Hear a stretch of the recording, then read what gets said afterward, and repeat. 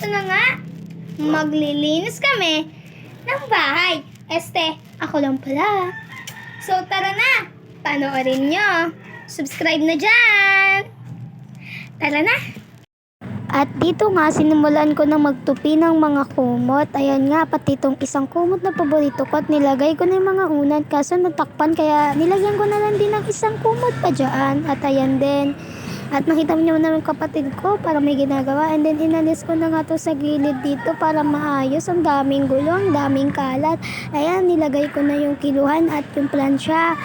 At sumilip pa talaga yung kapatid ko kaya nasagi yung cellphone. Sorry na guys ha. And then ito naman dito naman sa isa, tinapon ko na lang sa bintana yung mga basura. Inayos ko yung electric fan. At yung mga karton, inayos ko na rin. At tinupi ko na nga yung sopa namin na parang kwarto angas, diba? At inayos ko na nga tong bag na to. At nagagalit talaga ako sa kapatid ko na yan. Kaya minura. At pinagalitan na nga ako dyan. Kaya dyan nagtatapos ang aking kwento.